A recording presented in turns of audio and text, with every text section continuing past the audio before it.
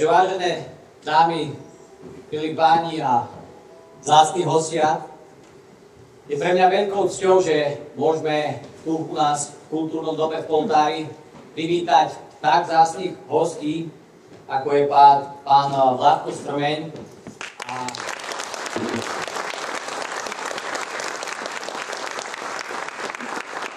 ktorého si myslím, že ani nie je potrebné nejakým spôsobom bližšie teraz vypadlo slovy, predstavovať, ale on sám potom povie viac toho svojho života o sebe, takže to prenechám túto parketu jemu. No a samozrejme je pre mňa veľkou cťou, že je tu medzi nami aj pán Stanislav Mičev, ktorý je náš slovenský historik, spisovateľ a takisto pôsobil aj ako riaditeľ Múzea Slovenského národného povstania takmer 15,5 roka, až kým nám neprišla sekta Oľano a všetko sa zmenilo. Ale ako povedal pán Mičev, všetko niekde začína a niečo končí, takže všetko sa deje pre niečo.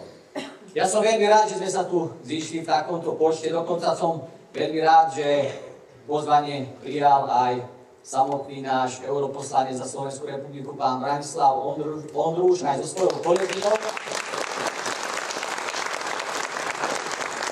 Ale v každom prípade nechcem robiť z tohto podujatia nejaké politickú besedu, takže samotný pán Branislav im povedal, že mňa predstaviť len tak naozaj pozadí a prišiel ako občan si vypočuť príhody, živé príbehy pána Strmeňa Vládka.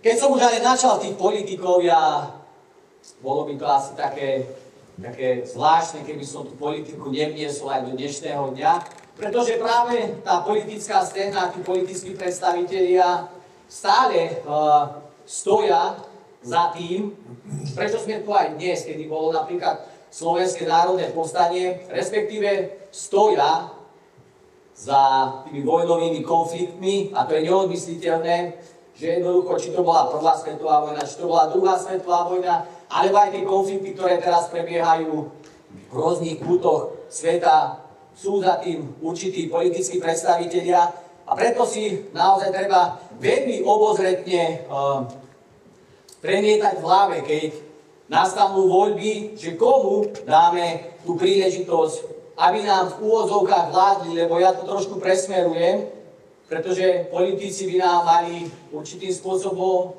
slúžiť v tom dobrom zmysle slova a nie vládnuť. A môžem spomenúť to minulé obdobie, pretože všetci traja, čo sme dnes tu, ako pán Vládko Strmeň, nemá s tým nič dočinenia, pretože ako povedal, vždy bol, je aj bude apolitický. Takisto aj pán Strmeň sa tomu nechce nejakým spôsobom pridávať. Ale ja to poviem, pretože práve pred predchádzajúcom volebnom období sme mali historicky, myslím si, že najhoršieho, najarogantnejšieho ministra obrany Slovenskej republiky, ktorý práve aj nás v Poltári nazval háveďou, ktorý nazýval bežne občanov dezolátmi, opicami, neúplne vhodnými slovami sa vyjadroval aj tu o pánovi Vládkovi Strmeňovi. A toto sú veci, ktoré som ja veľmi intenzívne vnímal, a preto prechádzam k tomu, že tí vládni predstavitelia by mali hájiť v prvom rade záujmy nás občanov, a v neposlednom rade našeho Slovenska, nie cudzie záujmy. A preto som načal jeho, pretože práve tento, ja nebudem kopírovať jeho spôsoby, ako nás nazýval, ale môžem to povedať tak slušne, že tento politický parazit sa chce vrátiť. Sa chce vrátiť a predstavuje si zase to vládnutie spôsobom, ako to bolo aj predtým. A ja naopak si neviem predstaviť, že by znovu prišla táto garnitúra aj s tou ideou progresívneho Slovenska. A neviem si predstaviť, akým spôsobom by smerovalo aj to naše vnímanie vo svete, čo sa týka nejakého názorového pochodu, čo sa týka nejakých vojenských konfliktov, respektíve aj je nejaký konflikt na Ukrajine, ktorý sa žiaľ deje.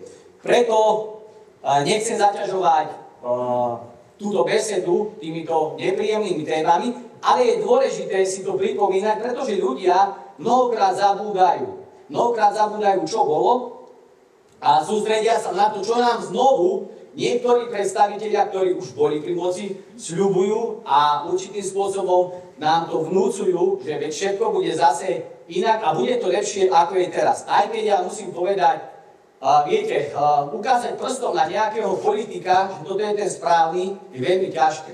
Ale zase je veľmi ľahké ukázať alebo poukázať na politika, ktorý robí kroky také, ktorí sú proti nám, občanom, ktorí sú proti Slovensku. A preto chcem z tohto miesta, keďže tu bude aj vysielané, povedať na základe toho, na základe vyjadrení spomínaného bývalého ministra obrany, že tomuto pánovi táto osoba nesiaha ani po špičku jeho malička, pretože toto je ozajstný hrdina, toto je človek, ktorý obetoval všetko,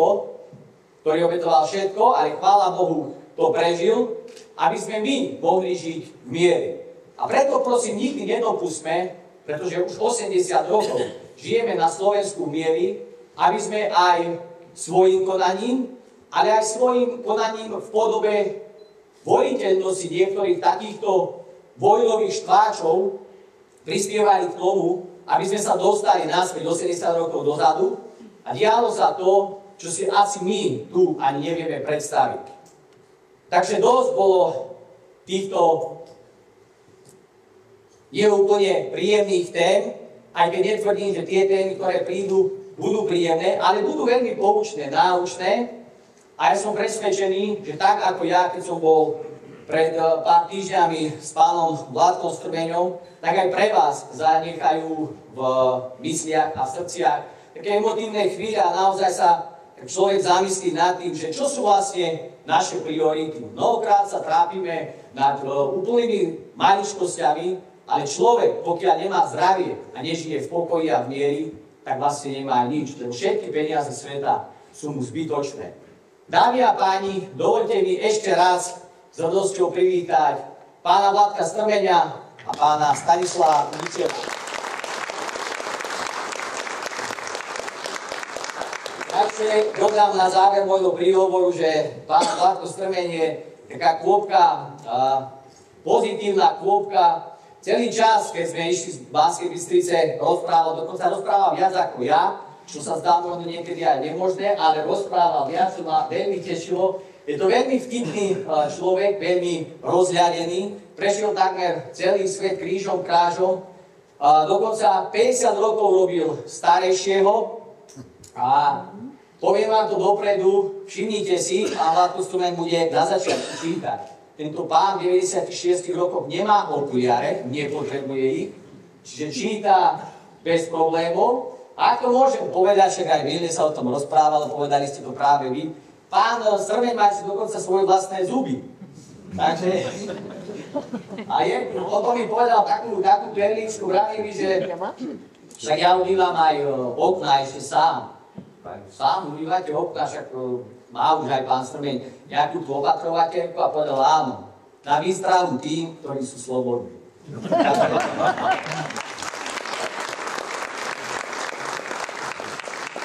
Ja si myslím, že je vhodná chvíľa na to, aby sme si na začiatku tejto besedy pustili slovenskú hymnu a uctili si všetkých bojovníkov v druhej svetovej vojne, respektíve aj v prvej, a môžeme to preniesť aj do súčasnosti, touto hymnou a aby sme si pustili hlavne našich hostí. Takže ja vás poprosím, aby sme stali a vypočuli si našu národnú hymnu.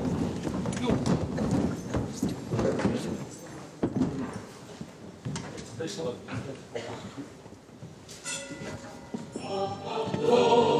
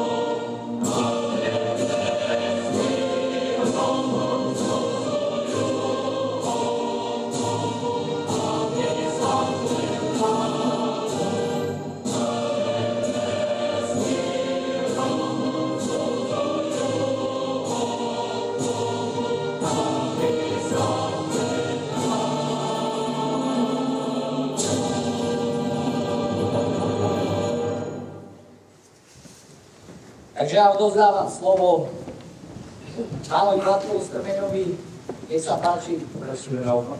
Ale pardon, tak naopak. Prosíme naopak. Ja vás nebudem nudiť historickými faktami, ktoré ste vidí mali vekové zloženie. Sú to aj mladší našťastie. Asi väčšina z vás pozná. Ja skôr poviem o tom, ako je to medzi mnou a Vladom. Ako mi povedal minulý týždeň, keď sme spolu volali, tak mi vraví, vedia, aká mám ako vlastnú rodinu. Ja jeho tiež. Je to normálne. Viete, keď mi dovolí po 30 rokov starší človek, dokonca viac ako 30 rokov starší človek, aby som mu týkal, my sa už poznáme dobrých 30 rokov. A 20 rokov tu takto pobehujeme po rôznych miestach Slovenska, hlavne po základných a stredných školách. A ja som pochopil, kde je moje miesto, lebo keď som bol ešte riaditeľ múzea SMP, tak som Vladka brával na besedy. Ale veľmi rýchlo som pochopil, že ja som šofér a on je ten, kto má rozprávať. Lebo, viete, môže historik rozprávať koľko chce, keď prídu osobné zážitky človeka, ktorý to všetko prežil, tak dejiny ako keby išli bokom. Samozrejme, uvedomujem si a za tie roky, okrem Vladka, to boli napríklad generál Šlajkard alebo generál Mibala, ktorí takto chodívali na besedy a už bohužiaľ nie sú medzi nami. A tiež by som mal množstvo naozaj úžasných príhod o nich hovoriť, ale neodpustím si jednu, lebo treba, aby sme sa aj na týchto ľudí spomínali. Theo Šlajkard bol generál a veliteľ praporu, ktorý spolu s Francúzmi bojoval na Strašne. Keď mal 93 rokov, tak bol u mňa v kancelárii v múzeu SMP a hovorím mu, počúvaj Theo, so mnou je to zlé, historika, nejak mi už pamäť neslúži, zabudám mená, zabudám dátumy, a on mi hovorí, ale čo sa trápiš? Vieš, čo je skleróza? A ja mu hovorím, a čo tak mi povedz? Keď prídeš spisováru a nerozumíš. Čiže aby ste vedeli, to všetko títo ľudia boli naozaj veľmi vtipní a takto to brali napriek tým tragickým udalostiam, ktoré prežili. A uvidíte, keď Vlado bude rozprávať, že je to presne tak. Ja v posledných rokoch s Vladom sme na týždennej báze. Buď telefonujeme, alebo idem k nemu. Občas vám vystraší, lebo jedná telefón, tak sa idem pozrieť, čo sa s ním stalo, on umýva okna. On má dvojposchodový dom a umýva okna. Alebo v lete mu zavolám zase jedná. Tak sa idem pozrieť, čo sa deje. A on je na záhrade a vytrháva burinu, ale keďže mu nohy neslúžia, tak leží pri tom. To je zase výhoda staroby, že človek si môže láhnuť a nikto mu nepovie, že lenivý, lebo práve niečo robí. On má tú záhradu naozaj v poriadku a samozrejme, on je človek činu, to znamená, že chodí nielen so mnou, ale aj s múzeom SMP, s ďalšími ľuďmi, po besedách po celom Slovensku, ako mi teraz povedal ten minulý týždeň, má na každý deň jednu školu. So mnou v pondelok, v Spišskej Novej Vsi a potom ďalšie. Ja by som mal ani už fakt, lebo niekedy mám taký pocit, že ako keby som ho zneužíval, ale on to má rád ľudí. A to ho drží naozaj v tom pocite entuziazmu a takého životného optimizmu. A preto som sa aj predčasom rozhodol, že je dôležité, aby sa zachovala pamiatka na jeho osud. A preto som sa s režisérom Jurajom Štepkom, to je syn Stana Štepku z Radošinského národného divadla, rozhodli sme sa, že natočíme Vladov príbeh, samozrejme fabulovaný, nedá sa všetko robiť doslova. Nazýva sa to Mlčanie. A musím vám povedať, že v rámci krátkych filmov to bol jeden z najúspešnejších slovenských filmov v histórii, pretože dostal ocenenia na festivalu v Los Angeles, v Portugalsku, niekde ešte v ďalších krajinách, ja som to už ani veľmi myslel. A keď sme dokončili film, tak si hovorím, však ten Vlado to nie je len povstalec, on zažil nejaký život od mladosti až po súčasnosť a všetky tie peripetie, ktoré zažil, rozprával s takým humorom. A tak som sa rozhodol, že zoberieme diktafón a budeme nahrávať, keď mi to rozprával. A potom som sa zmenil na sekretárku, trošku som to prepísal, trošku poopravoval spolu. A vznikla kniha Poviem vám, ktorá už mala 2 vydania a už nie je. Takže myslím, ja už uvažujem nad 3. vydaním, dúfam, že sa mi podarí na to získať peniaze. Vládom sa oplatí cestovať, lebo ako starejší má zbierku vtipov, má taký slovníček, tu si jedno slovo stačí a on si spomenie na ten vtip. Ja mám ale bohovskú smolu, za tých 20 rokov som všetkých poslal. Takže on mi už rozpráva niektoré 4., 5. krát, ale nie je to absolútne nevadí. Vypočujte si jeho životný príbeh. Myslím, že to stojí za to.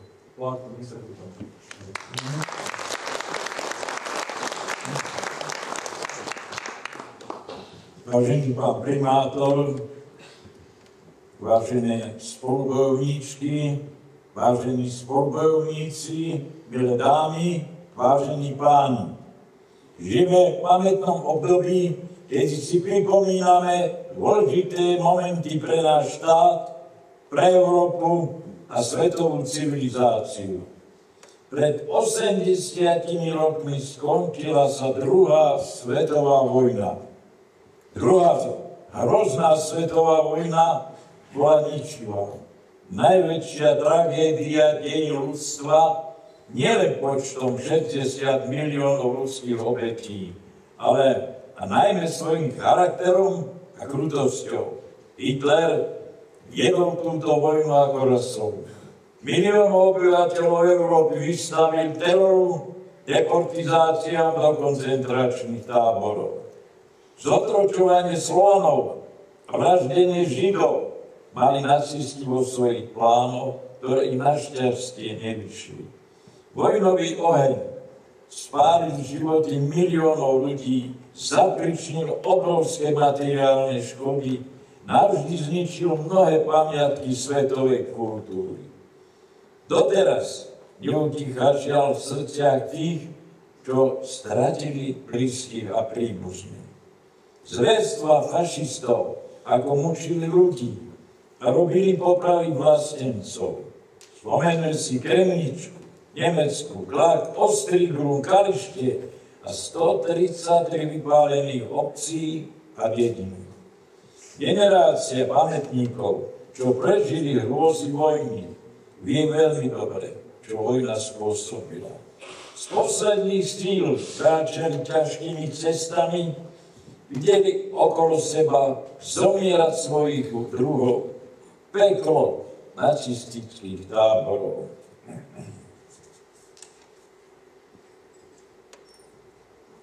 Tohoto roku oslávime 81. výročie Slovenského národného povstania, ktoré sa hlboko zapísalo do dejín nášho národa. 29. augusta 1944 slobodný vysielač Banská Bystrica oznámil celému svetu ústavy profesora Sáru, že slovenský národ vstúpil do otvoreného boja proti fašizmu. Začnite s vysťahovaním. Tajné heslo, ktoré dalo povel vojskám do boja proti fašistom.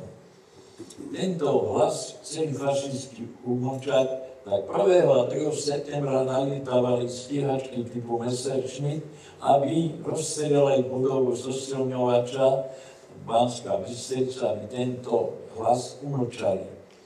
Nepodarilo sa, tak 2. septembra okolo poludnia doletelo 6 bombardérov, zhodili 58 bomb, z ktorých 2 zasiahli budovu vysielača. Jedna bomba prerazila strechu a explodovala v kotolni, druhá silne narušila roh budovy, čím poškodila chladiaci systém vysielača. Vysielač bol vyradený z prevádzky. Tak nadromajster Jozef Minár a s plukovníkom Jozefom Galbošom išli na letisko Trihuby, kde zabezpečili náhradný vysielač, ktorý vážil 2 tony, naložili to na nákladné auto, šli do Podbrezovej, kde inžinier Miroslav Švejna im pomohol tento vysielač dať dohromady. 1. Prvé vysielanie boli zo zámku zo Zvolena. Po 10 dňoch potom vysielali zo zámku Slovenská Lúča, po 10 dňoch potom vysielali z Dubovej, kde bezkomilmi natiahli vysokozdvižnú anténu, odtiaľ potom išli do Brezna, kde z kostolnej veže zase vysielali. Naposledy vysielali z domova 27. októbra, keď už Nemci obsadili mesto Banskú Bystricu. Preto menili dobu vysielania aj miesto vysielania, aby Nemci nemohli zamerať. No ako to vyzeralo ďalej, aby sme boli pokonom, aby vám už nezabudol, budem čítať. S pevným odhodlaním nastupovali partizáni a vojaci do bojov na povstaleckých frontoch. Spomeňme partizánov, ako znalci pristávali padákmi tu, v našich horách. Spomeňme francúzskych partizánov, ktorí bojovali na Starečne. Tiež naši partizáni a vojaci, ktorí bojovali na Tergách, na Jarne, na Turci. A 2 mesiace na vojskách Slovenského národného povstania a 5 mesiacov v horách až do oslobodenia našej vlasti.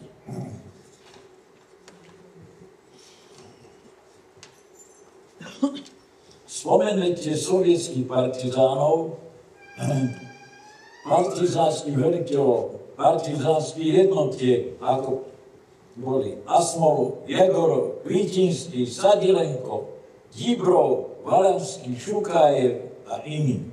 Partizáni v noci z 29. na 30. augusta 1944 obsadili mesto Banskú Bystricu, z ktorej vzniklo politické a vojenské centrum povstania. Vlády sa ujala Slovenská národná rada, vojenským velením boli povolení generál Golián a generál Rudolf Viesk. Na letisku Sliač 4 Duby. Vodne v noci pristávali lietadlá, ktoré privážali zbrane a čas prvej československej brigády zo Sovietskeho zväzu. Na potlačenie povstania musel Hitler stiahnuť z východného frontu 7 elitných SS divízií. Likvidáciou povstania povelil Hitler generál SS Hoffleho, ktorý ohlásil Hitlerovi, že povstanie zlikviduje za 2 dní. 2 mesiace hrdinsky sme odolávali fašistickej presile na frontu Slovenského národného povstania a 5 mesiacov v horách až do oslobodenia našej vlasti. Slovenské národné povstanie sa zapísalo do moderných dejín Slovenska. Slovenské národné povstanie urýchlilo ukončenie vojny. Slovenské národné povstanie zapísalo sa medzi víťazné štáty vo druhej svetovej vojne. Už príprava na vojnu bola zaujímavé. Na to všetky typy škôl prišli plynové komory, to boli autobusy upravené na tento účel. Pred vstupom do plynovej komory trieda pani učiteľka nás učila, ako si máme nasadiť plynovú masku a hodinu v tom autobuse vydržať.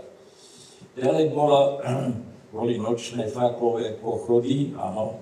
Ďalej, všetky pivničné priestory museli byť namalované akože protiletecké úkryty. Všetky okná museli byť zatemnené čiernou farbou alebo čiernym papierom. Všetky rádia museli byť prihlásené na žandárskej stanici, kde ich zaplombovali a každý mesiac tieto rádia museli priniesť na kontrolu. Ak mal niekto plombu porušenú, mal problémy s policiou. Prídel potravín pre civilov kilogram múky, kilogram cukru na osobu. A od 1. septembra 1939 jazdíme po pravej strane. Nemci potrebovali prejsť cez územie Slovenska na Poľsko, tak z večera do rana sa zmenil aj smer jazdy. Trojjazyčné tabule boli. Jazda pravorec, Fárnej, Obrahajc. No, ďalej na všetkých verejných budovách bolo veľké písmeno V ako víťazstvo, V No, podniky prešli na vojnovú výrobu. No teraz boli partizáni. Partizáni boli ako účasť armády, ktorí bojovali v tyle nepriateľa. Aby umožnili postupujúcim armádam, tak vyhadzovali, robili všetky také záležitosti, aby mohli čím skôr zničiť prísun potravín, prísun streliva na frontovú líniu. No a to viete, vojaci, keď nemajú čo jesť, tak ustúpia. Čím postupujúca armáda získa kus územia. Kto boli gardisti? Gardisti boli fašistická organizácia, ktorí špehovali po dedine a stačilo, aby niekto niečo kecol, v noci prišli klop, chlapa zbalili a mal šťastie, ak sa domov vrátili. No kto bol Gestapo? Gestapo bola nemecká štátna polícia. Kto sa dostal do rúk Gestapa, tak na vyšetrovaní za nechty vchali zápalky, odrezali ucho, alebo ruky do vriacej vody, alebo do dverí ruky a lámali kosti na rukách. Potom on dostal ruku do tyla a pozostali dostali faktúru 500 listí mariek za popravu, čo bolo 5000 slovenských korún. Ďalej tam máme, že kto boli pohotovostne chodili hlinkové gardy. Tu tie vznikli po potlačení povstania domov. Boli to gardisti, ktorí boli horší ako SS-áci, ktorí robili verejné popravy a masové hroby. Mňa zachytilo Slovenské národné povstanie po horských kasárniach vo Zvolene.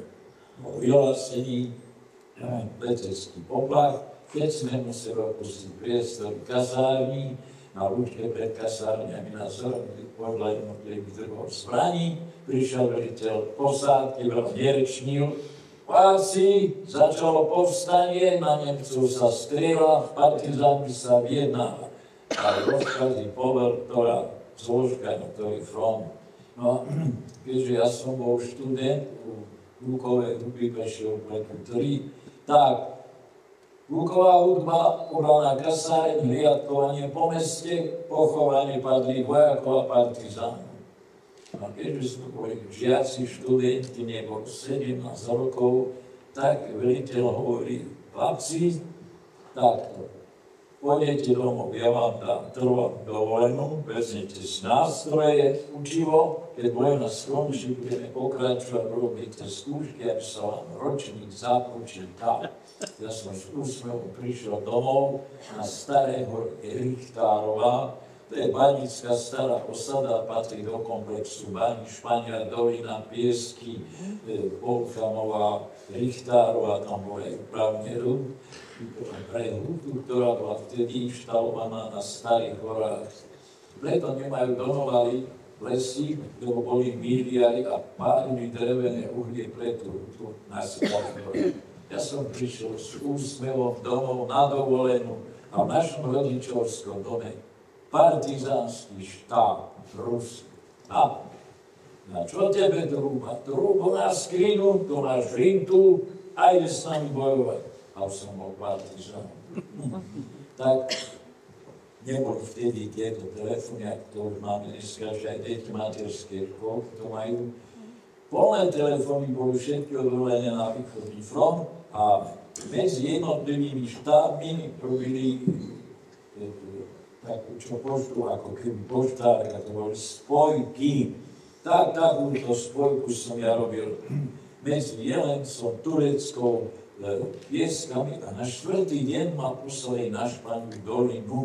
Na Španej doline bolo 220 partizánov a volali sa partizánska skupina generála Milana Rastislava Štefánika.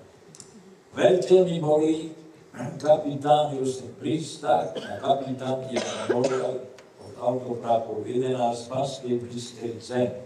A službu mal ako nadporučník Sitár, čo sme spolu slúžili vo Zvolene. Čo tu strašíš, máš sa učiť, boli som partizán, priniesol som depešu. Vydrž, tak asi hodinku vyšiel on, ty už odpovedou nejde. teba sme zajali, iní partizáni, teba urobíme ti, zaradíme ťa do jednotky, budeš absolvovať výcvik a budeš tu bojovať s nami. Náš pán Dolinov na Terezii šachte sme mali strelnicu, tak ako strelec ľahkého kulometu. Najprv sme mali odraz vzdialenosti, potom pevné terče, pohyblivé terče, zvrchu zásobný nás, natiahneš, strieľaš, nič nezaujímavé. Ale pridali nám aj minerský výcvik. Bola robota s výbušninami a to bolo niečo. Tak sme používali výbušní Astral 1, Astral 2, želatína 1, želatína 2 a ekrs. Do dierky vsunieš rozbušku, do rozbušky dáš bleskovicu, napojíš na anglickú zápalnicu, zapáliš, modrý plamienok, zasvičí, utekaj. A urobí tam nádherné bum. Tak to nás učili, ako podminovať kolejnice, viadukty, všetky objekty, ale tak, aby to urobil čo najviac škody, aby to Nemci za 2 týždne neopratali, aby to zahádalo potok moc, aby to tak rozmetalo, že za 3 týždne cez nik neprejde. Skrátka, takúto dobrú záškovníckú činnosť nás vyučili. Fajn. Takto vyškolených nás zaradili do jednotky. Veliteľom čaty bol četa Majan Tanko chlap od Šťavnice, 2,20 m vysoký, keď zarieval na nás, tak sme nevedeli, čo treba robiť. Na námestí náš pani Dolin prišli nákladné auta, po pravej strane bol debníc s muníciou, po ľavej auta.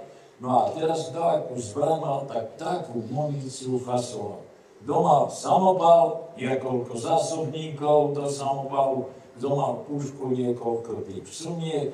No ja som mal gulomet, tak mi chlapci tie drevené debničky pomohli hodiť na korbu. Ale to ešte nebolo všetko. Na kabíne gulometom ľavú stranu ja som držal a pravú môj kamarát Krnáč, Samko, nepustil. A zodpovedali sme za životy partizánov, ktorí boli na korbe. Pokiaľ my sme sa snažili oslobodzovať dediny a obce, Nemci zatiaľ si usadzovali Písovčiny a kopce, na ktorých si nainštalovali také ako pozorovateľne. Odkiaľ z pozorovateľní riadil palbu minomečníkov a delostrelcov nemeckých dôstojní. Predpokladal, ktorým terénom asi budeme útočiť, dal rozkaz vypáliť jednu šupu, ak sa mu nepáčilo ešte jednu. Tomu hovoríme, že sa zastrieľali a čakali. No my sme prišli práve Rojnica, ideme útočiť, lebo ich bolo treba odohnať. Nehali nás vojsť, keď sme ošli do toho terénu, tak to na nás pustili ľudia. Dnes sme mali mŕtvych, ranených, krvi, protichodné povery, búchalo to, črepiny lietali, súdny deň. Tam si v druhej čati vyskočil četera, zareval, chlapci na nich. Padla mína, otrhol pol hlavy a my tiež sme nemohli strieľať z jedného bodu, museli sme meniť palebné postavenie. Ako sme menili palebné postavenie, tak jeden pomocník skočil na kusy ho strhalo a to srdce v tej tráve ešte niekoľko, mimo tela ešte niekoľko sekúnd bylo. Tiež keď sme takto menili palebné postavenie, skočil ďalší na nás šlapnú minu, otrhla mu obidve nohy, kričal, mám uknuté hrozné bolesti, zastrelte ma, nech to ukončím. Nebolo treba, do 2 minút vykrvácal, zomrel. Taktiež tento Krnáč s vlastným telom zakrýl syna, aby tam nedostal strel. Stalo sa nám, dostali sme rozkaz oslobodiť obec,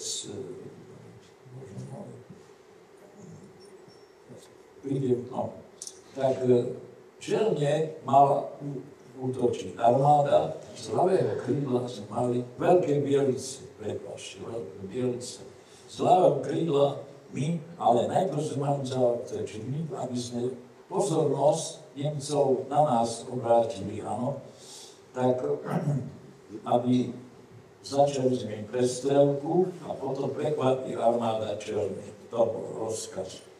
Tak sme sa plašili takou suchou trávou, no a po noci jeden môj kamarát gulometčík mal blúzu vojenskú rozopnutú, tam spala zmiera, skočila mu pod blúzu a už tých hlavu nad srdce. Ja som ešte do 4 roky ma som mal hrozné scény. Viete, naša jednotka bojovala pri Veľkých Bieliciach, pri Veľkom Poli, pri Kremnici, ale najviac na Turci. Si spomínam, viete, takto to vyzeralo na fronte. Ráno sme nevedeli, koľko dožijeme večera, večer sme nevedeli, koľko ešte dožijeme ráno. Lebo ak len prísun munície, prísun jedla, vody, len v noci. Aj to, ak niečím hrkli, Nemci vystrelili smetlice na padáku a hneď začali útočiť. Útočili podne v noci. Ráno, len čo sa rozvidnilo, vyletel výzvedný dvojtrubák, ten fotografoval naše pozície a odstreloval nás gulometmi. Áno, strelal nás gulometmi. Takže takto to vyzeralo na fronte. Spomínam si, že to bolo 14. októbra to bolo, poludnejšie hodinách. Boli sme vám zasadení tam na Turčianských Tepliciach. No a práve Nemci začali útok. A ja ešte hovorím kamarátovi, vysokoškolák Amos Zalárny. Obal mal gulomet uložený v buku tvaru Y. A mi hovoril, len nech sa zdvihnú, máme ich na muške.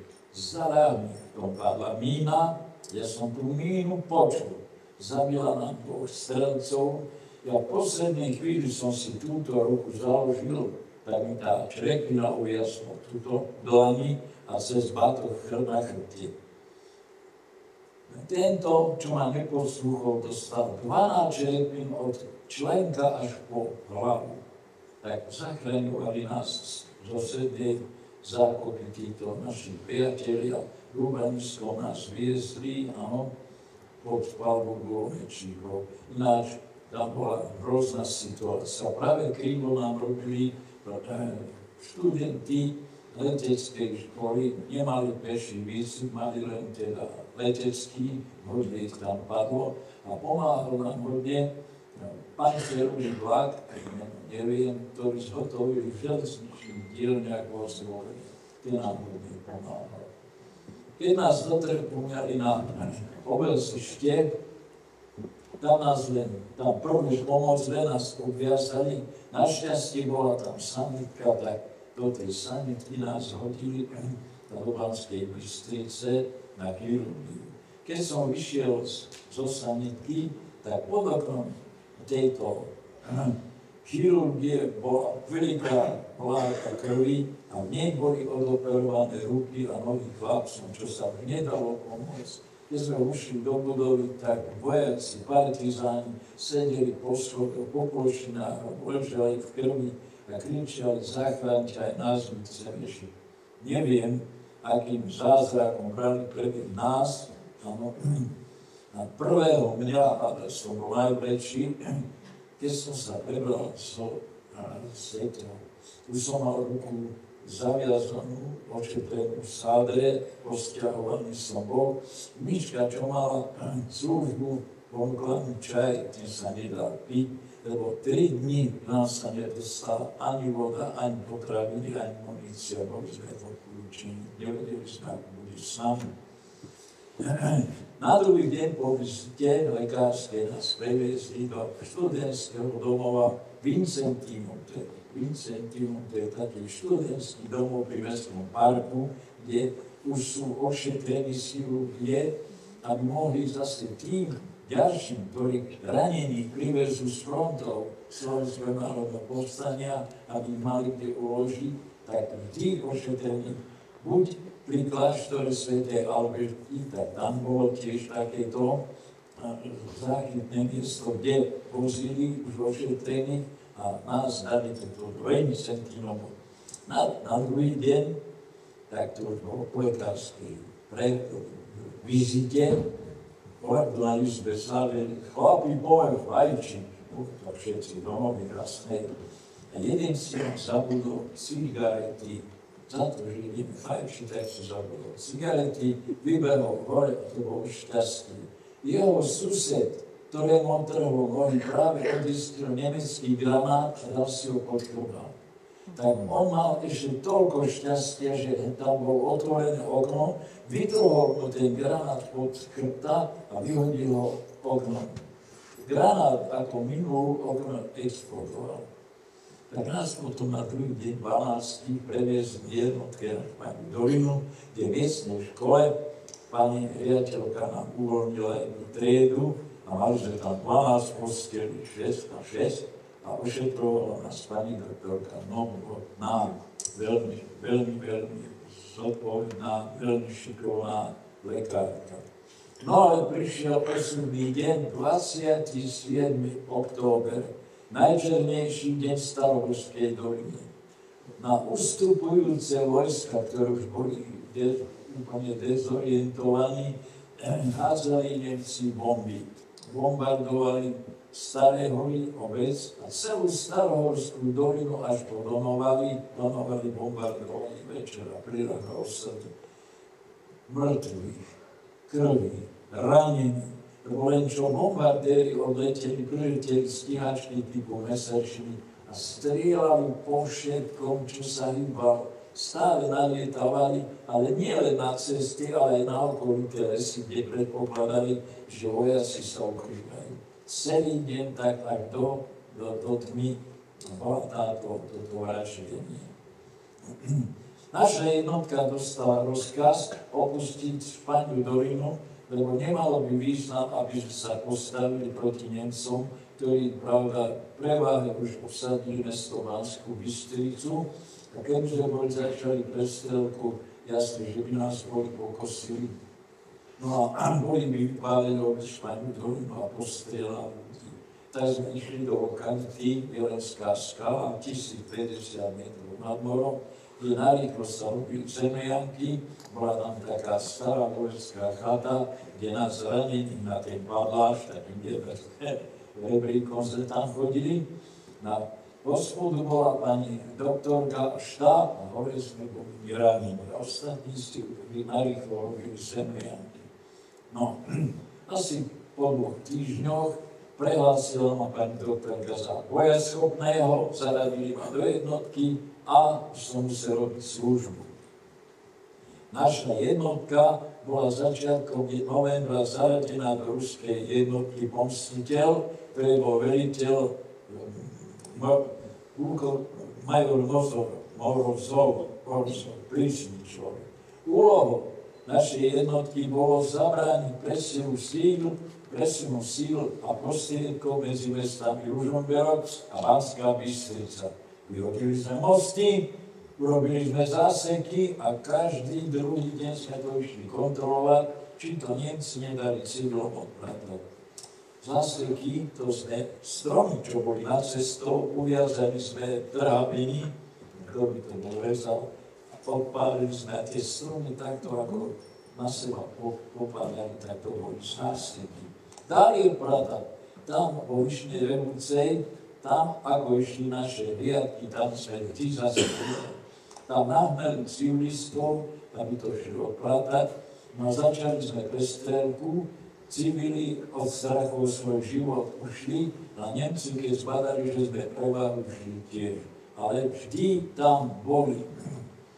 Tak toto bola taká naša prvá robota. Spomínam si, že to bolo tak asi 3 týždne alebo 2 týždne pred Vianocami, keď prišiel major Morozov a dal rozkaz na kontrolu zásekov. Akorát naša Čapatina stála. Veliteľ Čatina poručil Majerský, hovorí, 2 družstva pôjdu na záseky a jedno družstvo, kde som bol aj ja. A veliteľ bol Jurko Talsek, vysokoškolák zo Žiliny. Tak sme si ešte nám poradili. Vychodte na Španiu dolinu, tam môžu byť gardisti alebo SS-áci, aby vás nepostrieľali. Chodte do cez Staré hory, to je tam bližšie pri hore. Tak sme poslúchli, prišli sme tak okolo 4. Ja hovorím, Ľudko, vydrž, lebo náhodou skôr prídeme, tak nás ešte niekam pošlú, viete, ako na vojne. A poďme, chlapi. Tak sme sa tak lenivo vykli, tom pred nám asi 20 metrov, a keď prišiel do úrovne obecného úradu, tam bol skrčený nemecký strážny, keď zbadal Jurka, strelil po ňom, ale Jurko tiež strelil po tom Nemcovi, zájemne sa zastrelili. Jasne, začala prstenovka, my sme odtiahli Nikové telo Jurkovo, urobili sme mu na druhý partizánsky fóra, keď vojna skončila, tak si rodičia exekuovali. Tiež sa pamätám, tiež to bolo tak, že po Vianociach asi 2 týždne, keď hliadka majora Morského chytila na Pánskom dieli, to je okresné Pánskou Bystricu, lyžiara. A v tej dobe bol prísny zákaz civilom do lesa, lebo ak vás chytili Nemci, a mohli ste mať za ruksak dokladov, partizán, bandít, na mieste zastrelili. Ak chytili partizána, civila, mohol mať za ruksaky, nepomohlo, vyzvedač, na mieste zastrelili. Tak zobrali tohto lyžiara na štáb, na Vyslu, keď to trošku požnikali, tak vytmavil, že je veliteľom Hlinkovej gardy niekde tam pri Krupine a že dostal povolávací rozkaz na hlavné veliteľstvo Hlinkovej gardy do Banskej Bystrice, kde mu uložil veliteľ Hlinkovej gardy prejsť krížom Partizánskou republikou, kde mal zistiť sústredenia, kde sa skrývajú partizáni, podľa možnosti aj výzbroj, aby on tieto lokality mohol ohlásiť Nemcom, aby presne zautočili, aby tých partizánov postrieľali. No ale keď to trošku vymákli, tak vyzradil, že 2. februára na Hromnice príde trestné komando SS zrovna zo zemou. Obec Starej Hory, tureckú Richtárovú za pomoc partizánom, tak ako to urobili v Čechách, áno, Lidice a Veša. Tak, všetko, čo malo ruky a nohy, 2. februára bol sústredené a nižšie obce Starej Hory obsadili sme les a čakali sme. A naozaj tam okolo 9. išli Nemci po 3 skupinkách, zbrane mali pripravené na palbu, niektorí niesli na pleciach ešte protipancierové peste a niektorí mali na chrbtoch také nádoby, ako keď tie vinohradníci robia kosterky. Tam mali tekutinu, ktorá sa zlúči so vzduchom, vytvorí technický plamen, plamenomety. Tak, keď už boli asi 20 metrov pred mostom, vyskočil podplukovník Chladný, zreval na nich nemecky, aby sa zdali, že nemajú šancu. Načož Nemci zaľahli a spustili palbu na les. Oni boli na ceste v lese, prestrelka trvala hodinu a ostalo tam celé trestné komando SS. Čo sa vám stalo? Predstavte si, asi 5. februára to bolo, keď zastala fronta pod Brezovej na doline Hnusnovo, keď sa ide na Hornú Lehotu. 6 týždňov, tak nám veliteľ hovorí, ale musia mať aj nejakú muníciu, musia mať aj niečo jesť. Pôjde vláči, Zuzka s vami, ideme. Tak, vyššie železničnej stanice Volanka, asi 500 metrov, bola taká mladá hora, narýchlo tam zemianku a po 4 hodiny tam chodili 2 partizáni, práve že tak bola pekne podmínovaná a čakali. Asi tak ani týždeň, naozaj vláčik išiel, tak robil toto družstvo sa zahrnelo, ale on sa pekne skotúval do starého Lenského potoka, keď tam boli 7 rokov po vojne, potom Kobušovi rozprávali. No, ale prišlo 18. marca 1945. Včasne z rána Nemci usadili dedinku Kalištie, kde postrieľali vyše 40 ľudí a spálili celú dedinu. Dokonca do nočníka, Pavúk Beniek sa volal, turčianských tepliciach opití esesáci uviazali okláta a na žátre zažívať prepíli. Taktiež trhli na Španiu Dolinu a strieľali po všetkom, čo sa hýbalo, zapalovali domy, hospodárske budovy, žena, kojile, detsko, všetko strieľali. Niektorí ušli cez kopec k nám a Richtárovo a hovorili, čo sa deje. Naša jednotka bola spohotovená a čakali sme, že prídu zo zadu a tak napadnú túto dedinku Richtárovo. Tak my sme na lúke zvanej Košu, kde boli krížne cesty na Baláže, na Španiu Dolinu, na Richtárovu a do lesa. Tak sme obsadili kraj lúky, keď bude prvý Nemec na strední lúky páliť. A Nemci prišli opredu cez kopec Koupačka a rovno prišli k bunkru Morho, kde boli ukrytí pracovníci slobodného vysielača. O ktorom som už vyprával, no. A títo boli ukrytí tam v bunkri Morho. Našťastie mal tam stráž môj sused Bohuž Makovník, ten ich gulometom zohnal do dediny. Pri našom rodičovskom dome, ktorý bol pod horou, sa rozdelili na dve skupiny. Jedna skupina išla do dolinky zvanú Zasadnou, zajali 50 židovských rodín, ktoré potom popravili pri Novákoch. No a druhá skupina začala robiť hlúposti, strieľali a zapalovali dedinu, prvých nás zapálili, áno. Zastrelili nám lekára, ruský lekár, plukovník, ktorý si meno Sáša. Má hrobný, že tie dedinky Richtárová. No, keď sa dom dobre rozhorel, mamu chytili aj s dvojročným bráčekom Ivkom a hovorili, vy ty za to, že si piekla chlieb pre partizánov, že si prala pre partizánov, varila si partizánov, opatrovala si partizánsky štáb, zaživa spáli. Aj s tým bráčekom hodili do horiaceho domu. Bolo šťastie, mama nespanikárila, neratýkala sa spali, prebehla chopou, kde už horelo veľmi, na konci ktorej bola dreváreň.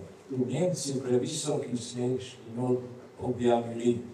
Prešla to drevárňou, hlbokým snehom, hlbokým potokom do sedov, kde to z Demiakovej jamy ukryla pani učiteľka Rafaelová.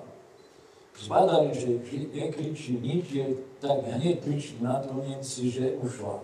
Prišli tie pani učiteľka, hovorí, vydaj nám, lebo ak nevydáš, nájdeme aj teba s nimi zastrelíme. Pani učiteľka robila hrdinský čin, nevydala ich. Keď Nemci opustili dedinu, tak potom večer previedla máme k starej máme. Pani učiteľka Rafaelová dožila 100 rokov Krstného mesiaca a po vojne učila v Srdciach pri Banskej Bystrici. Tak vždy, keď mali výročnú schôdzu SPV, keď bola diskúzia, tak som tento príbeh povedal a daroval som jej veľkú kyticu červených klincov. Mama dožila 94 rokov, ale až do smrti mala traumu z opravy. Na druhý deň, 19. marca, dostali sme rozkaz opustiť lesy postupujúcim armádam, Červenej armáde a Rumunskej armáde. Tak ohľadne na rýchlosť vybrali muničný sklad, každý musel do rúšaka koľko uniesol, aby Nemci nedostali muníciu a my tiež nepredpokladali, že pri prechode cez front určite sa stretneme s Nemcami a že dojde veľakrát prestrelkám. Tak sme prišli v obci Baláže. Tie horeli ako fakle. Ľudia utekali. Ženy mali to najcennejšie. Na chrbte periny, v náručí deti. Vojaci, zachránte nás, pomôžte nám, umierame. Keď nám bolo treba pomôcť. Tak sme vyšli takým lesom hore na kališti. Ľudia. Hrozný pohľad. Ešte dohľadali tam tie drevené domčíky a na snehu veľké fláky krvi. Ja predpokladám, že naša jednotka tam bola prvá po tomto masakre. Pol hodina bola na cigaretu, poťaky neboli vtedy ani tieto telefóny, takže len z tohto rozprávania, to vám ja hovorím, hrozný pohľad. Sadení potom sme prešli a domovali, kde nás bolo 3000, tak nás sa rozhádzali po tých okolitých osadách, po domoch po 20, po 30, skrátim.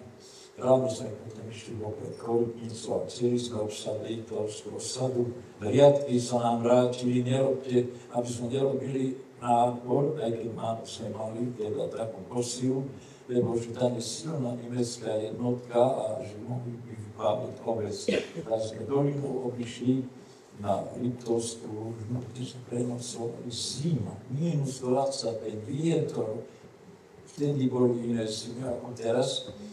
Tak ráno sme potom z Liptovskej Lužne cez kopec spievali, prišli na Liptovskú Magúrku, zima, vietor, meteli sa sňohami, tak tam bolo len pol hodinu oddych a vystupovali sme hore na ten kopec,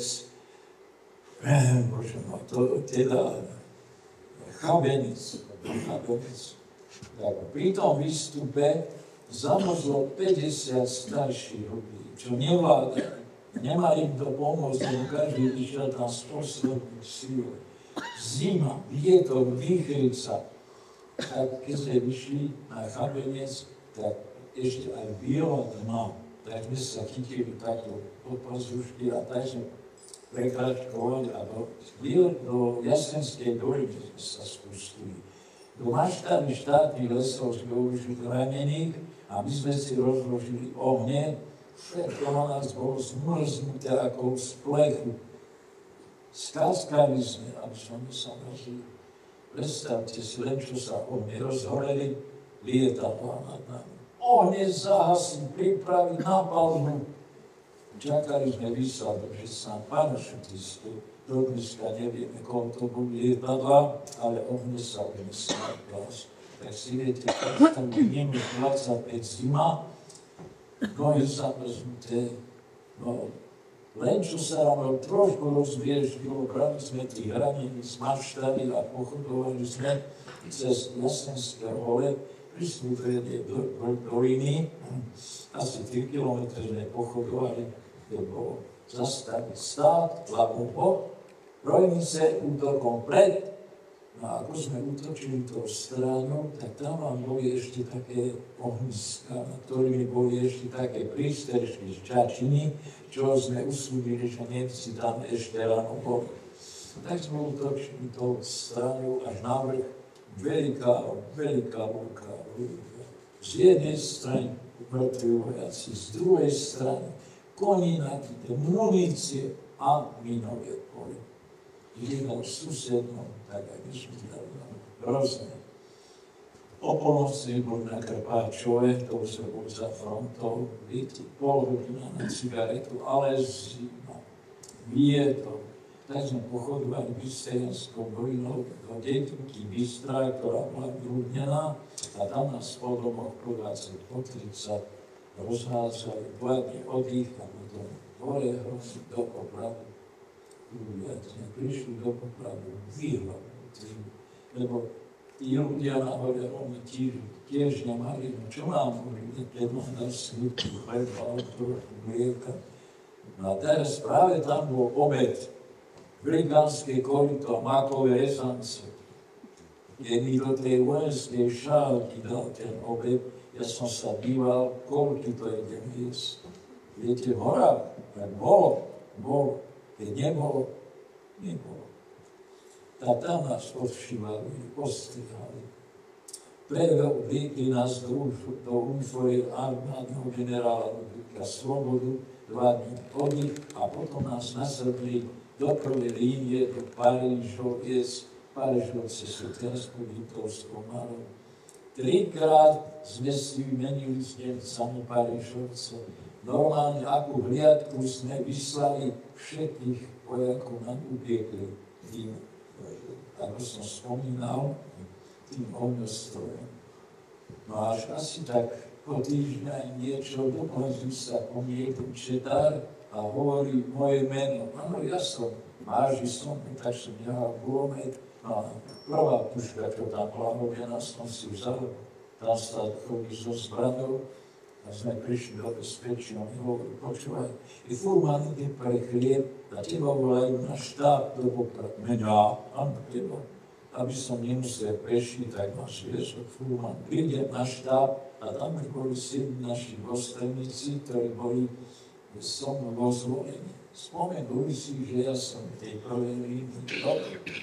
Tak nazad do Banskej Bystrice a rozkaz vytvorí prvú československú posádku. Tak niečo sme šli peši, niečo nás viesli Rusi, niečo Rumuni. Zadle my sme boli v Banskej Bystrici. Kasárne, totálne roztrepané, strechy domov, všetky v uliciach, výklady, všetky telegrafné stĺpy skosené, kolejnice na každých 2 metrov odstrelené, tie podvary prerezané, velikánske smetisko. Nielen Bystrica, ale celé Slovensko, takto mosty vyhodené. Rok nechodili vlaky. No, tým prišli do Banskej Bystrice, tak prvá robota, čo bola, tak bolo treba uvoľniť ulicu. Tak sme od Partizánskej ulice až na koniec Lázovnej ulice Rusi nám požičali lopaty, pred nám šiel miner a ten hľadačom boli nastražené míny, áno, ale tak nás pustili, keď odstranili tieto nastražené míny a stenu písali provereno, mín nie, dátum do. Takto. Ľudia, keď skončilo, aby sme umožnili teda presun techniky, kaťuše, tanky, kanóny, bojovalo sa o Žilinu. Tak predstavte si, keď vojna skončila v smilu máje, na všetkých vešiach sveta pol hodinu zvonili zvony, pol hodinu znela siréna, ktorá oznamovala ľuďom, že táto hrozná vojna konečne skončila. Ešte vám poviem, ako mi šli naši velitelia, generáli, generál Gorian, generál Vies. Títo ustupovali smerom na Donovali a mali 120 členov ochranku vysokoškolákov pri sebe. A ustupovali pod Kozí chrbáku, pod Prašivu, smerom na Pohronský Bukovec. Ale pred Bukovcom narazili na silnú jednotku Nemecku, kde vznikla prestrelka. No ale Nemci, keď zbadali, že sú títo presile, tak ušli. Najprv nemecký dôstojník sa domyslel, ktorý bol ubytovaný na fare Bondery, to je časť Brusna, že asi tí generáli budú tam ukrytí. Vyslal riadku, aby legitimovali všetkých občanov a takto, že chytla generálov. Riadka sa vrátila, že tam nie sú. Tie sa nahneval, ešte raz na riadku, no tak tí ešte raz išli. Ale medzi tým prišiel nejaký lekár k nemu a oznámil mu, on si myslel, že sa vykúpi, ale sa nevykúpil, že generáli sú ukrytí v Bukovci prvých 3 domov vpravo. Tak, ten zobral vojakov, prišli do Bukovca, obklúčili tie prvé domy, vyzvali občanov, aby sa vysťahovali a dal povel do domov strieľať. Keď nik nevychodil, tak dal povel domy zapáliť. Tak títo občania, majiteľa domov, klákli, prosili, že čo, a počul to generál Vies a vyzval aj generála Goliana, aby sa stali, že sú teda prezradení. Títo boli vypočúvaní v Banskej Bystrici, v Bratislave a nakoniec boli popravení vo Flossenburgu. To bol najhorší koncentračný tábor v Flossenburgu. Ešte vám niečo poviem o popravách v Kremničke. Nemci popravovali všetkých, ktorých dostali domov. Keď skončilo Slovenské národné povstanie, všetky lesokov v Banskej Bystrice zasypali letákmi, že kto sa vzdá nemeckým hliadkám, bude pustený domov. Pasca. Kto tomu veril, bol zastrelený buď protitankovej priekopke v Kremničke, alebo spálený v Nemeckej. Tak robili popravy a takto to vyzeralo. Prvý transport smrti pod vedením vrahov SS a POHG opustili väznicu Krajského súdu v Banskej Bystrici 5. novembra 1944 cesta autobusov viezla do Kremničky, kde pri veľkej protitankovej priekope sa konala prvá masová poprava. Ďalšie, o 15 dní, keď zo 6 plne naložených nákladných aut povyháňali mužov, ženy a deti. Po streľbe z guľometu padali do protitankovej priekopy mŕtvi aj živí. Tretia poprava bola 12. decembra, 4. 19. decembra, 5. a 12. januára sa strieľalo znova. Posledný raz bola poprava 11. februára 1945. Po nemeckej vápenke je Kremnička miestom najväčšieho masového vraždenia. SS-áci a POHG zastrelili v Kremničke 750 obetí. Tu našlo smrť 481 mužov, 211 žien, 58 detí od 6 týždňov do 14 rokov. Ale aj 239 odnutí v Kováčovi, 69 v Hiadli, 39 okolí Donovalov, 39 na Krtičnej pri Brezne, 39 pri Novej Bani, 34 v Slovenskej Lubči, 31 v Tisovci, 10 v Okolniciach, 9 v Harmanci a 129 pri Jevici, 269 okolí Kremnice. Takto boli popravy. V nemeckej Pexi to bolo zase 20. augusta 1944. V poludňajších hodinách anglo-americké lietadlá bombardovali rafinériu v Dubove. Hoci spojencom bolo známe, že Dubova je jediná rafinéria na povstaleckom území.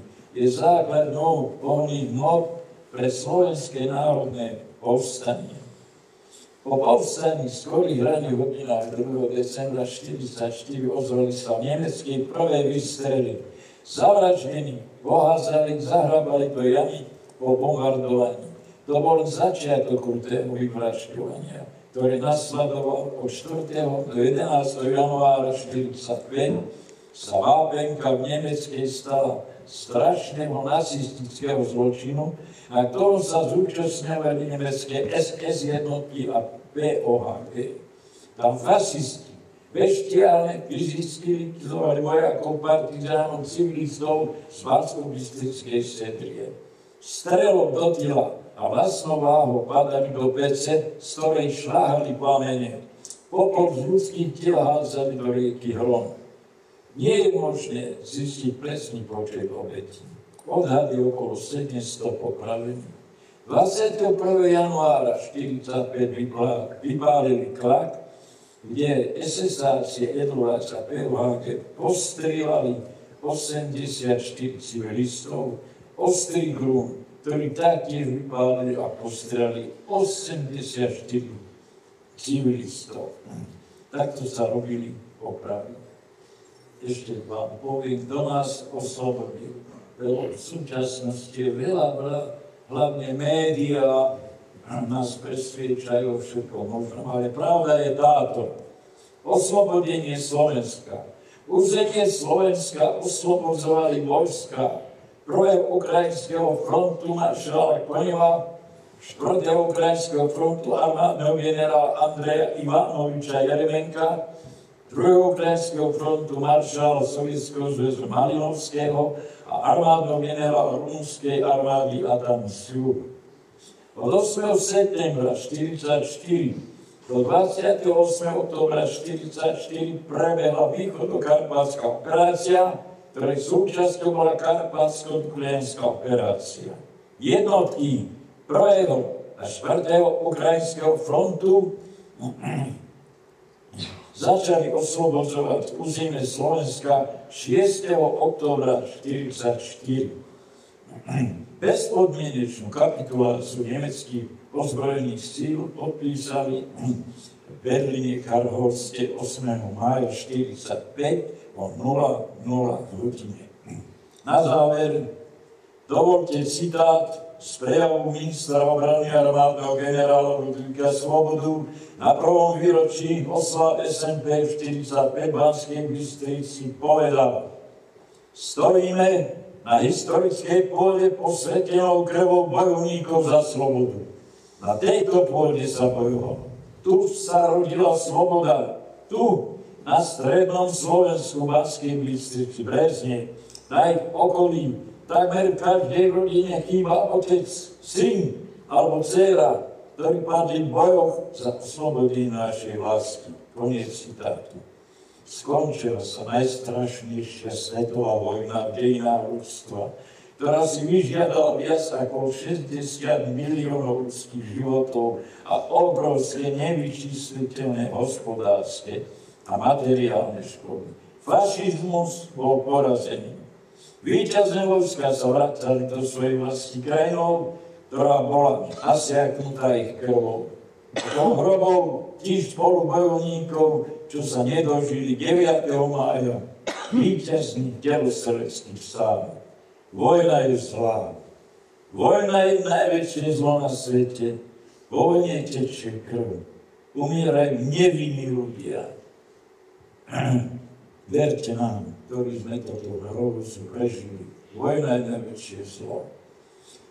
Uchovajme si pochodne zapálenú v srdciach padlých hrdinov bojovníkov, keď kráčali v ústretí smrti, aby ďalšie generácie mohli žiť v miery a slobode. Všetkým vám, čo prídete po nás, dávam do vena, že zem naša krvou vlastnou bola pokropená. Naučte sa ju vždy ľúbiť, nikdy nehanbiť, lebo lepšie je nežiť, než sa tak porobiť. Česť a sláva bojovníkom, ktorí položili životy za našu slobodu. Ďakujem za slovo.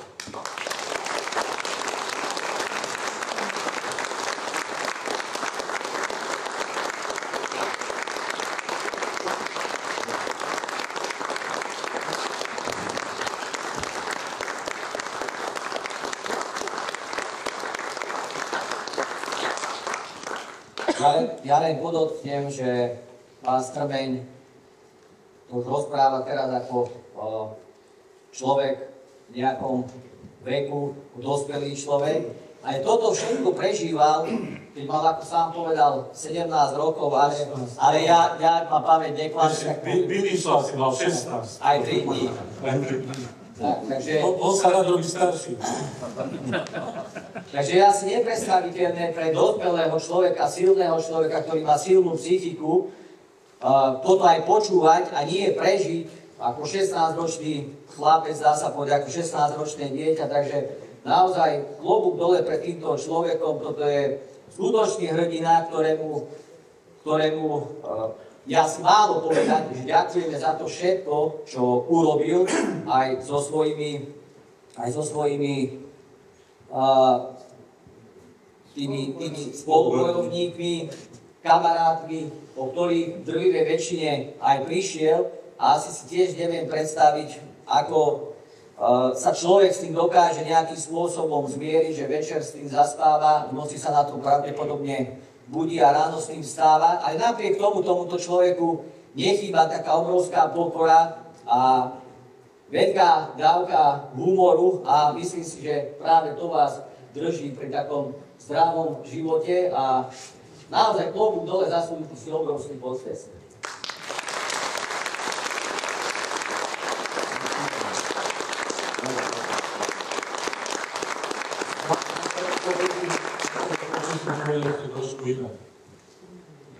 Mladý mal 16 rokov a 3 dní, keď začal povstanie. Narodil sa 26. augusta, čiže nemal žiadnych 17, to ešte vojov čakal. A možno, viete, 16-ročný chlapec, možno ani veľmi nad tým nerozmýšľal, mal to ako akési dobrodružstvo.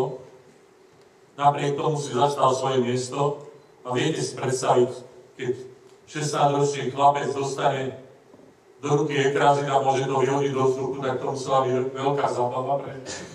Ale ten ani si možno neuvedomoval, že nasadzuje vlastný život, až dovtedy, kým nedostal ten nešťastný zásah. A chvála Bohu, že si tú ruku dal pred tvár, lebo keď bol tú šrepinu dostal do oka, tak dneska nemá nám čo dorozprávať. Ja som tých besied s ním, no neviem, desiatky, možno stovky už. absolvoval. Ale ja ďaleko viac možno ako to, čo robil 16 rokov, milujem to, čo robí v posledných rokoch teraz. To, akým spôsobom on šíri myšlienky antifašizmu a myšlienky nezmyselnosti vojny ako riešenia politických konfliktov, lebo všetko sa dá vyriešiť diplomáciou, keď sa chce, ale väčšinou politici, hlavne tí globálni, nechcú o tom ani počuť. Ja práve to obdivujem na Vladovi, že dokáže celé tie roky takto chodiť, rozprávať. Vlastne už ani chodiť možno nie, vidíte, aké má problémy. Ale tuto funguje. To je neuveriteľné. Má 96, v auguste bude mať 97, to len aby sme si uzrejmili, že ako na tom je. A stále mu to myslí. A myslí mu to často lepšie ako mne. Ako vraví, rád chodí aj do domov sociálnych služieb, kde chodí hrať babičkám. A ja sa ho spýtam, Vlado, prosím ťa, koľko rokov majú tí babičky? On mi hovorí, 70. Čiže majú 30 rokov skoro menej ako on, ale pre neho sú to babičky, lebo sú domové sociálne služby. A to sú len príhody, keď rozpráva, lebo ako on hovorí, babky prídu na jeho koncert, kde hrá na harmonike, predtým užijú nejaký liek a celý ten jeho koncert prespia a na konci, keď skončia, oni počujú potles, tak sa zobudia a pýtajú sa, Vlada, tu už končíš. Takže, a toto sú tie veci, ktoré on mi rozpráva a ja naozaj mám z toho taký, neviem ako povedať, ale dobrý vnútorný pocit, že ten optimizmus aj napriek zlým skúsenostiam, však nakoniec jeho brat, ktorý našťastie žije v Brezne doteraz, jeho tiež poznám veľmi dobre, ale to som nevedel, že sú bratšia moje roky, ale to neviem. On mal vtedy 2 roky, keď ho zachránila tá matka a pani učiteľka. 2 roky. A ocitol sa v takejto situácii. Našťastie prežil. Takže takisto sme boli s Vladom v jeho rodnom dome, ktorý teraz je už chalupou. Má to jeden pán z Brezna ako svoju chalupu. Posedeli sme s ním, samozrejme aj on bol rád, že Vlado tam prišiel. A vždy, kde niekde prídeme, tak má Vlado veľmi ľudské priateľov ľudí. Nie je to len na takéto besedy, ale aj keď ideme niekde inde, len tak si sadnúť napríklad, alebo tak vždy je to pre mňa veľmi dobrý pocit, že ľudia ho prijímajú s otvorenou náručou, ale on si to zaslúži. Naozaj veľmi.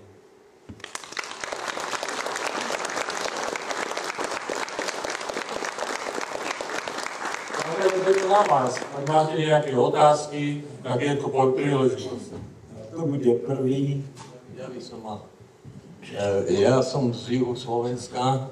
Zabúda sa, že po okupácii Maďarov, po viedenskej arbitráži, Maďari povraždili vyše 600 Slovákov, tzv. židobolševikov, ktorí sú pochovaní v 22 hromadných hroboch. Medzi nimi, bohužiaľ, aj môjho otecká manželka a boli vtedy zavraždené 3 sestry, majú pamätník v Kocihe a zostalo po nich 10 cirvôt. A to bolo vlastne 50 dní pred oslobodením tohto regiónu. Takže len toľko, že treba trošku meter od severu na juh a od východu na západ. Ďakujem. Nezabúdame na to. Keď som nastúpil do múzea SNP v roku 1984, tak ako historický redaktor som dostal za úlohu ešte s 2 kolegami napísať knihu Fašistické represálie na Slovensku. Tam sú presné údaje, čiže 211 masových hrobov, 5305 zavraždených, medzi nimi aj tí obete, o ktorých ty hovoríš, či to od Košíc cez celé to južné územie Slovenska, tých 22 masových hrobov je zaznamenaných v tejto knižke. Takže nezabúdame ani na to, že Milošovci vraždili Slovákov na tých južných územiach. Mali sme 18. marca konferenciu o vypálených obciach v Európe. v ostrovnom Grúni, kde sme mali vedcov z Francúzska, Talianska, Poľska, z Čiech a zo Slovenska. A spomínali sa tam aj retrocity, ktoré Milášovci robili v Rumúnsku a u Slovákov vo Vojvodine. Čiže aj toto v tej knižke, keď vyjde, dúfam, že sa nám podarí na to zohnať dostatok financií, a keď vyjde tá kniha o tých represáliách, ja som tam mal príspevok o represáliách na východe, čiže Ukrajina, Bielorusko, Rusko, na Balkáne, hlavne Jugoslávia a Grécko a samozrejme ostrý Grúňa ako vrchol toho masového vraždenia v našich obciach na Slovensku. Je to smutné, že to takto bolo, ale keď si, ak by sa vám raz tá kniha dostala do rúk, tak uvidíte, že rovnako strašné veci sa diali vo Francúzsku, v Taliansku, v Grécku, o čo málo vieme, 1700 vypálených a vydrancovaných miest a obcí, viac ako 50 000 mŕtvych, zavraždených. Tam, kde bolo silné partizánske hnutie ako Jugoslávia, ako Grécko, tak tam to bolo veľmi zle. Takže naozaj sa snažíme mapovať tieto veci, lebo nie je nám to ľahostajné. Vystrihame pred tým, aby sa to už neopakovalo, ako vidíte. Politici sú nepoučiteľní, preto sme, netýka sa to teba, ale o všeobecnosti to hovorím, lebo ja aj na tej konferencii teraz spadlo také slovo, hovoril to Alain Sobigus, profesor na Sorbonne v Paríži, ktorý povedal, že keby aspoň trochu politici počúvali historikov, tak by nemuselo k tomu dochádzať.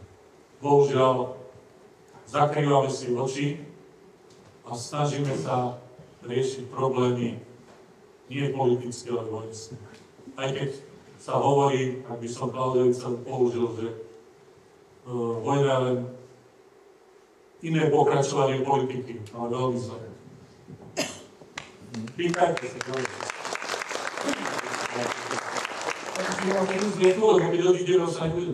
že tiež vás vítam, tu na nás Poltár. Hovoria, že sme tu vraj väčšinou fašisti. Neviem, či sme, alebo nie, ale ja si myslím, že dneska sa navzájom tu na ľudia nazývajú fašistami, ale ja viem veľmi dobre, čo sú fašisti. Ale chcel by som sa vás opýtať, že či sa vám dostala do ruky kniha od Miša Šostáka Zažili sme vojnu. Či ste ju čítal? Čítal? No to je škoda, že ja mám tu jeden príbeh z tej knihy. Mohol by som vám prečítať, za čo potom vám môžem aj odovzdať, lebo konkrétne sa to týka, že sú tam spomínaní moji starí rodičia v tej knihe, tak aj tu svojim spoluobčanom by som ich oboznámil, lebo mám tu ešte aj dva príbehy od nás z Poltára, naozaj, že je to, ako hovoril pán Strmeň, brutalita, o čom Poltárčania nevedia naši, čo sa tu odohráva. Ak by som s dovolením to mohol potom... Už som starý a nerád, nie som zvyknutý reči. To proti nám ste mladí. Ešte môžete sa ísť 66, čo ja mám. Ja mám trošku viac. A vlád to nás predbieha veľmi. Ja by vám doporučil knihu Skrvavený potom, tam podrobne píšte ten jeden kostolník z Banskej Bystrice, si veľmi podrobne utrapí aj do oslobodenia našej vlasti. To je Skrvavený potom autor. Musím byť vás že tam je neviem čítať. No. Takže spomienky mojich starých rodičov, Jána Kačánia Obora, jeho ženy Márie a deti Heleny, strýka Daniela, aké útrapy prežili v januári 1945 počas dní, keď vojaci Červenej armády zvádzali krvavé boje o oslobodenie obce Márinec. Vianoce aj Nový rok sme prežili v očakávaní, že vojna sa u nás čoskoro skončí. V dedine bolo veľa nemeckých vojakov. Boli tu aj SS-áci, tých sa ľudia veľmi báli, lebo vošli do hoci ktorého domu a zobrali si, čo chceli. Aj u nás v dome sa zdržiavali nemeckí vojaci. Boli medzi nimi aj takí, ktorí bojovali z donútenia. Chodieval ku nám jeden nemecký vojak zohriať sa a najesť. Bol to asi slušný človek, nič nevyzvedal a mojej mame a jej sestre nosieval čokoládu. V diaľke už bolo počuť kanonádu a 13. januára začali do dediny padať prvé granáty. Vedeli sme, že Rusi sú už blízko. V noci začalo nemecké vojsko odchádzať z dediny smerom do Hána.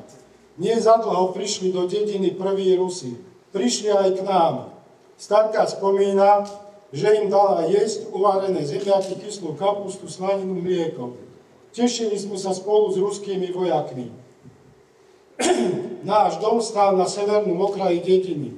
Keď začali Rusi kopať pred domom zákopy, neveštilo to nič dobré. Bolo 17. januára ráno.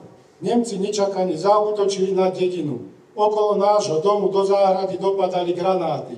Veľmi sme sa báli, modlili sme sa pri stole. Mama mi spomína, ako sa ruským vojakom podarilo zničiť za Hradkovským mostom jeden nemecký tank. Nebolo to ďaleko pri Ypri, pri rieke Ypres.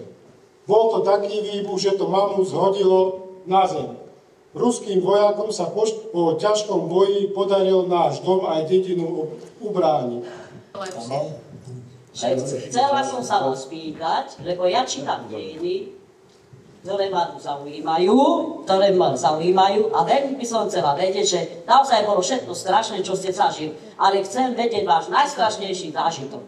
Najstrašnejší. Ďakujem. Keď sme začali útočiť hore na ten kopec, kde sme mali na Nemcov, tí začali na nás veľkú streľbu. A teraz si predstavte, môj kamarát, ktorý mi pomáhal po každom takom zásobníku sa musela hlave vymeniť, lebo bola horúca.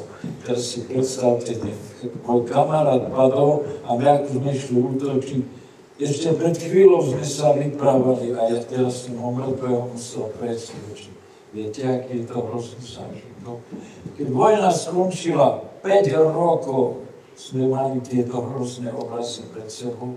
Keď sme už povedali, že snad ideme si niečo nové, alebo prečítame si, ale ak ste si sadla takto, že na oddych, tak to vám naskočilo tieto momenty, ako tí moji kamaráti padali, hej, koľky boli ďaleko lepšie, ako sme my.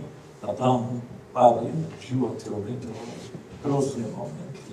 A druhý, keď sme prešli do oslobodenej Bystrice, neboli policajti.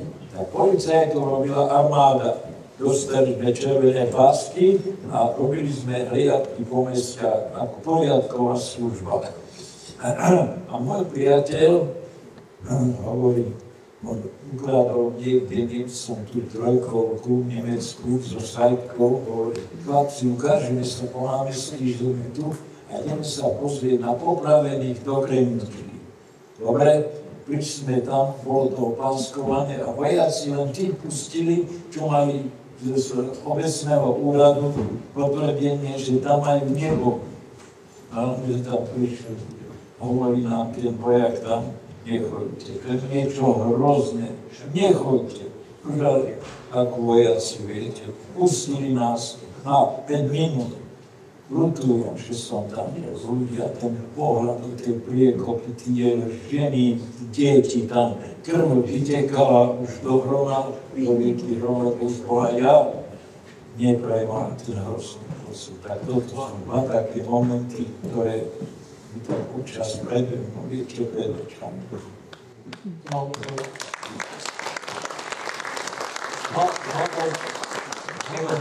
Časovať k tomu, že Vlado naozaj, nerad by som vám sa veľmi vyčerpal.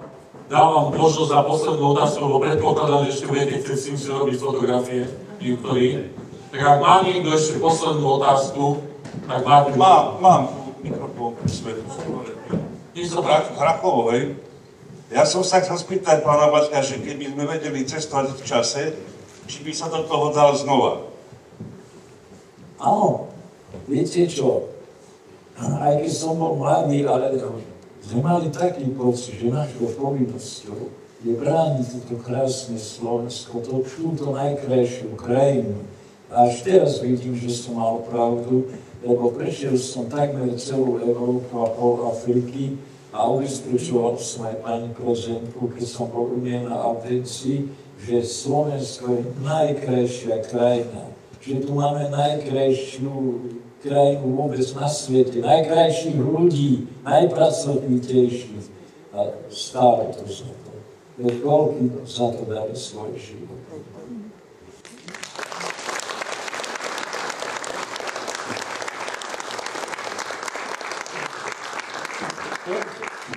Pán Mysleník, ešte vás by som sa chcel spýtať, prečo nenatáčame filmy o takýchto udalostiach, o živých príbehoch? Točíme o Čermákovcoch, o prezidentke, ktorá je vlastizradkyňa, a takéto filmy z obdobia slovenského národa sa už netočia.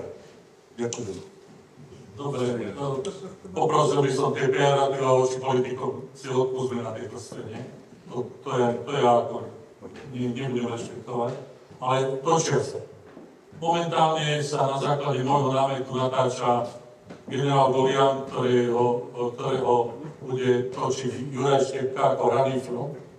A momentálne chystáme, teda dopísal som scenár na dokumentárny film o generálovi Golianovi.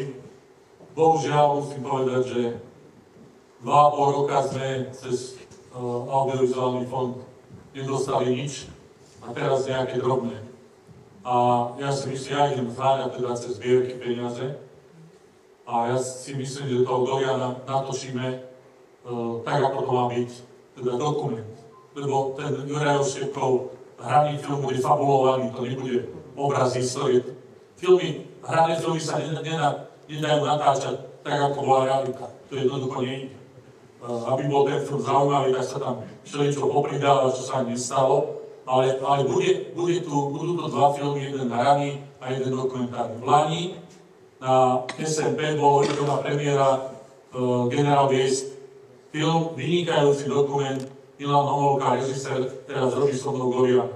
A ja vás ubezpečujem, že ak sa nájdú zdroje tejto republike, mám prichystaný niekoľko veľmi zaujímavých námetov, či už je to Nosko, ako náčelník generálneho štábu, a ďalší významní velitelia, ktorí momentálne by si zaslúžili, aby sme o nich hovorili vrátane tých partizánskych, aby sme to neobchádzali. Lebo boli tam významní aj slovenskí, treba si povedať Sečanské, Žinkové, Ragarovcov. To sú všetko významné osobnosti. Je natočený film o Karvašovi, veľmi zaujímavý dokument, na ktorom som tiež spolupracoval. Vydali sme knihu jeho spomienok. Ja som v Lani vydal, pred 4 rokmi, vydal kompletné zadkové spomienky. Lebo bez Karvaša a bez Zaďka by armáda nemala čím strieľať, nemali zásoby a na povstaleckom území by neboli peniaze. Keby Karvaš nebol 3,5 miliardy slovenských korún predisponoval z Bratislavy do Banskej Bystrice tesne pred začiatkom povstania, tak by jednoducho nebolo možné vyplácať ani sociálne, to sa málo vie, ale počas SMP fungoval normálne štát. Vyplácali sa mzdy úradníkom, vyplácali sa dôchodky, vyplácali sa sociálne dávky, fungovala doprava. Ja také povstanie nepoznám na svete ako toto, že to všetko fungovalo. To bolo vďaka týmto dvom ľuďom. Peter Zaďko zase vymyslel tak, a oklamal aj Tisa, aj všetkých, ktorí tam boli, že sa blíži front, tak treba všetkým na Slovensku vydať potraviny na 3 mesiace dopredu. To sa udialo v lete 1944, čiže tí ľudia netrpeli hladom, oni dostali zásoby múky, cukru, tuku, mesa, všetkého, čo sa dalo, tak to dostali a mali to doma. Takisto sa vytvorili obrovské zásoby potravín v lesoch. Ináč by tí partizáni nemali z čoho žiť, aj keď žili vo veľmi ťažkých podmienkach. Toto sú všetko veci, ktoré sa robia. Ak som už spomínal, Vlado príbeh sme natočili. Nájdete ho na internete, volá sa to Mlčanie, je voľne prístupný cez YouTube, takže si ho môžete pozrieť. Je tam kopa filmov, ktoré som robil s Dušanom Uliecom. Dušan Hudec bohužiaľ nie je dobre na tom zdravotne, ale natočil niekoľko geniálnych dokumentárnych filmov. Všetky sú na YouTube, zavesené, alebo sme si dali dosť movies RTVS podmienku, že budú voľne prístupné ľudia. Takže treba len hľadať. Existuje portál www.oslobodenieslovenska.sk, ktorý je voľne prístupný pre učiteľov, pre všetkých vás. Všetko tam je o oslobodení Slovenska od toho 20. septembra až po 2. máj. Máte tam všetko o Červenej armáde, o Rumúnoch, o armádnom zbore. Kedy ktoré mestá boli oslobodené, všetko tam je. No ale myslíte, že ten web je navštevovaný? No veľmi slabo vám musím povedať. Keď vidím, že učitelia sa napríklad o to nezaujímajú a nesťahujú, majú na voľné stiahnutie tie veci. 5 rokov sme to nechali na voľné stiahnutie. Bohužiaľ, ako využívanie tohto je napriek tomu, že sme to dali zdarma, tak je skoro nulové. Takže nie, že nie sú veci, sú. Na YouTube ich máte bez problémov k dispozícii www.oslobodenieslovenska.sk, tam to všetko je. Čiže naozaj na tom robíme a existuje, ja neviem, za môjho riaditeľovania za tých 15,5 roka, každý rok vyšlo minimálne 10 publikácií, vrátane tej vládov. 10, každý rok. Čiže bol som na 15 rokov, 150 knížiek. Takže treba len hľadať a čítať. To je celé. Filmy sa robili takisto. Už od roku 88 do 94. roku Múzeum SMP so štúdiom Banská Bystrica televíznym natočilo 32 dokumentov. Volá sa to História jedného dokumentu. Že sa to nedáva teraz, no ja za to nemôžem. Ja nie som riaditeľ televízie, ja to nemôžem nakázať. Existuje. Takže treba len žiadať, aby verejnoprávna televízia vysielala veci, ktoré má v trezore. A myslím si, no takto by som to nepovedal. Myslím si, že oni to dajú, len to ide od záujem verejnosti. Keď jednoducho sledovanosť takýchto vecí je na nulovom bode, no tak potom je to ťažké. Presvedčte manažera televízie, že na odvysiela dokument, ktorý sleduje však 5000 ľudí z celkového počtu 15,5 milióna. To sú, ekonomika nepustí len na tej verejnoprávnej televízii, bohužiaľ. Ale hovorím, sú tieto veci, vrátane ľudí. Dajte si do vyhľadávača meno Hudec a ona mi vyhodí všetky tie filmy, ktoré sme natočili spolu. Aj naozaj neurekom. A hovorí o všetkých možných témach. Je niekoľko desiatok. Čiže treba len hľadať. Mičel, môžem? Jasné. Ja už som staršia ako mladšia. To znamená to rovnako. Ja už som staršia ako mladšia. Mne v tej druhej svetovej vojne padol v Rusku maminky prvý muž a potom si zobral tento jeho brat ako môj otec, takže sme vlastne rodina. Tam je jeho meno na tom pomníku ale chcem vám povedať, že chyba je aj v rodinách, že my ako deti, my sme proste nás k tomu viedli, nám povedali, čo bolo, rodina, rodičia. My sme sledovali proste knihy, televíziu. Ja mám knihu Víťazné stretnutie od sama Chalúbku v ruky. A vlastne od sama Falťana v ruky. Je tu kniha, ktorej je opísané presne to zverstvo, čo sa odohrávalo a ten maminky prvý muž odišiel stanico zo Slovenska s prvou paradesantnou brigádou, s cyklistickou prebehou do Ruska. A tu je všetko písané a vlastne máme taký krátky dopis, čo mi napísal dáky major Riabik z Bratislavy, ktorý bojoval s ním a vlastne veľmi vyzdvihuje tu v tom dopise jeho silu, čo ako dokázal s tou celou svojou armádou, ako vlastne prebehovali. Ja vlastne iba prečítam tak dva riadky, že rýchlo ustúpi do lesa, kričal Šatara. On sa volal Šatara. Chlapci v panika začali utekať do lesa. Šatara s komisárom Grigorienkom a ešte niekoľkými chlapmi odstreľovali prebehujúcich Nemcov spoza obidvoch rohov a tak ďalej a tak ďalej. Je to veľmi zaujímavá kniha. Na konci tejto knihy je Karinka. Na konci tejto knihy je iba také, že prechádzame popri čerstvo nahrnutých hrobov, z ktorých nám hovoria tváre spolubojovníkov. Viktor Saratov, Iva Kostolenko, Tujel, Anton Pohl, Pavel Macko, Hašin, Roman Cupák a spod ošumelých náhrobníkov veliteľ šaty Vojtech Šatara. To je ten Vojtech Šatara. Aj o takýchto by mali byť filmy. Ja viem, že keby sa aj tie filmy natočili a boli by na YouTube, pokiaľ tie deti nedostanú z domu to, čo aby mali vidieť, aby vlastne tie deti sa také ako prepáčení, také tlčiť. Jednoducho, opísajte sa mu dačo a on nevie, on sa pozerá. No, kde je tá história? Pokiaľ nebudeme my vedieť o svojej histórii, nebude to dobre. Každý jeden Slovák by mal vedieť, čo sa tu odohrávalo, čo sa tu robilo, a koľko mladých životov, a koľko našich rodičov, starých rodičov zahynuli, tak nebudeme nič. Stratíme národ. Stratí sa jeden národ vlastne, krásny slovenský národ. Preto ja som vravila, že malo by to byť, aby dostali taký ten impuls z rodiny. Darmo budeme nadávať na politikov.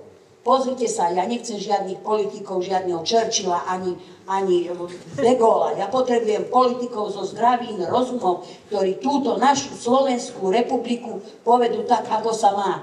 Ja nechcem, aby sa zbrojilo. Keď sa vyrábajú zbranie treba nabiť a treba ich vybiť. Kde sa zase vybijú tie zbranie? Zase sa na nevinnom vybijú. Tak na čo je to? Na čo sa vyrábajú zbranie? Ja nechcem žiadne továrne na byrokraciu. Na čo? Ja mám takú učencu, jedna študuje lekárku a jedna je taká 3-ročná. Ja nechcem, aby tá 3-ročná zažila to, čo zažili moji rodičia. Tiež sa skrývali, tiež sa trápili. Ja to nechcem. Na čo sa vyrábajú zbranie? Na čo sa budujú továrne? V prvom rade o tom by sa mal. Teraz pozerám televízor, keby ten televízor bol lacný, tak ho vyhodil za každým cez okno. Pozerám správy a vlastne Európska únia, už keď som do toho zabrdli sme všetci do tej politiky, tak inšie sa nerozpráva, koľko sa vyčlení na zbrojenie. Keby sa nebolo zbrojilo, že by sa bolo sadlo za takéto okrúhle stoly a rokovalo sa za stolom, furt sa dačo vyrokovalo v krčme a za stolom. Ale teraz sa dajú ľuďom zbrane do ruky a ideme na erária. No tak čo je toto za štát? Čo je toto za svet vlastne? Ďakujeme.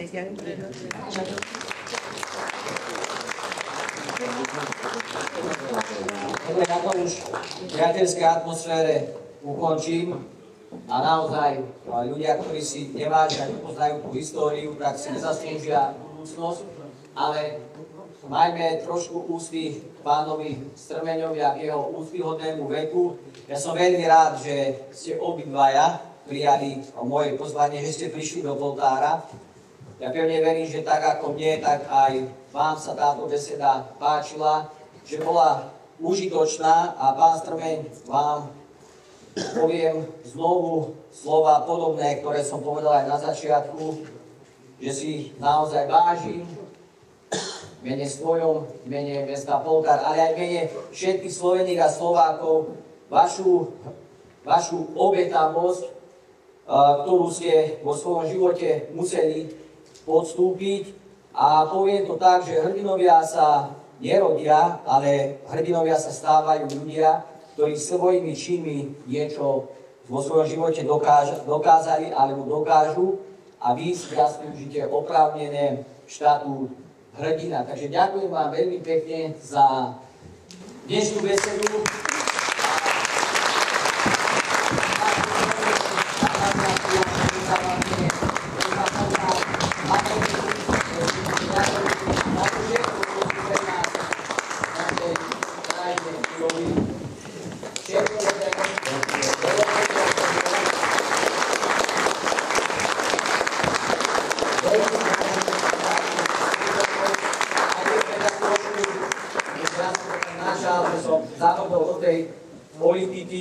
tak určite to nechcel som nejakým spôsobom rozpýtvávať politicky, ale pevne verím, že ten odkaz, ktorý ste vy zanechali pre nás, pre ďalšie generácie, že bude ešte ďalšie 10 ročia, a dovolím si povedať aj stáročia, zachovaný v podobnom šate, že budeme žiť v pokoji a vieri.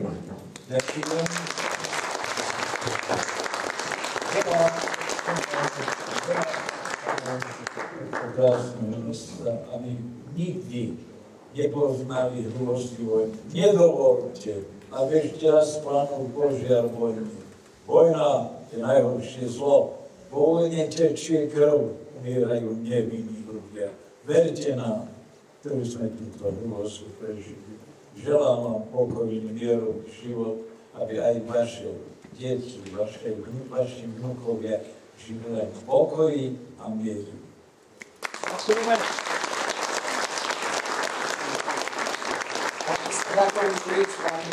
pánovi Ničevovi, že ste prišli a veľmi rád budem s vami cestovať naspäť do Banskej Bystrice a ešte sa porozprávame a ešte príjmite od nás aspoň také čekové prekvety na pamiatky.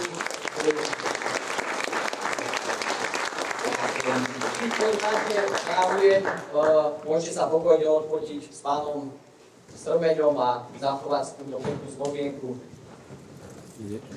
Nie.